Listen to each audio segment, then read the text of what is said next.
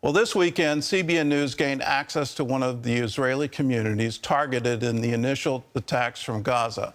CBN's Chuck Holton went to see firsthand the destruction of this once peaceful farming community. Children's toys lie scattered in the midst of shell casings and burned out cars. The smell of death lingers in the air, a pungent reminder of the hellish attack just over a week ago. Colonel Golan Vash gave a tour of the village, describing what he found when his team first arrived, only hours after the area had been retaken from the terrorists. We found a family outside, exactly where you're standing right now. But it was only the beginning of what we saw inside. In this corner of this living room, we find a concentration of 8 babies burned among 15 other people. They came in here and slaughtered about 10% of the residents of this kibbutz. These are children, old people, and you can just see the incredible destruction that was wrought here. And the last terrorist was cleared out of this kibbutz a week after the initial attack.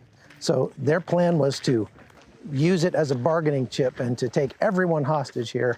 Instead, they got an incredible battle as soldiers from the IDF came in and killed all of the terrorists. I think that some of the terrorists who come hiding in the houses, for example here, wait silently in a high readiness for 12 hours or 16 hours, and then they get up. So every time that we saw that we cleaned the area and everything was silent, suddenly another 12 or another 20 got out. Yeah. When the village was finally cleared, rescuers turned to recovery, and what they found will stay with them for the rest of their lives. I found a mother lying, protecting her baby, and she was shot in the back, and the baby was beheaded. You've been all over the world. You respond to rescues and crises. Describe how this compares to what you've seen around the world. Nothing compared to that. If we needed anything to convince us, we cannot use the same democratic tools that the world use. It's not the human rights that you in your mind think of. Right now, there is no place for feeling. We are professionals. We need to achieve our goals, and our goal is to ensure that the Hamas organization is no longer exist. This is what we're talking about here. You see these pictures of people with their babies, their children, that just wanted to live a peaceful life. And on the 7th of October, that peace was shattered. And now their home looks like this.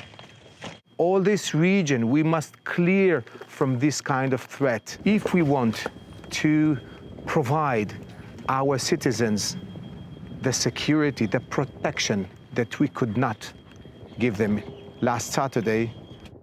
The battle to retake Be'eri may be over, but the war is just beginning.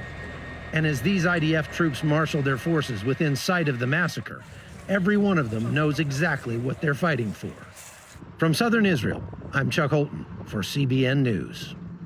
These are disturbing images, but don't turn away.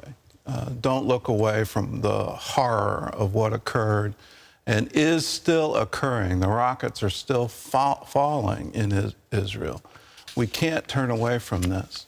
Centuries ago, there was a Canaanite religion that offered up babies into the fire. And when you see babies burned to death, when you see babies beheaded, call it for what it is.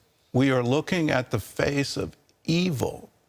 Now, the same perpetrators, the same people that did that burned children, were shouting, God is great. That's what Allahu Akbar means. That is no great God. We are looking at pure evil, and it needs to stop.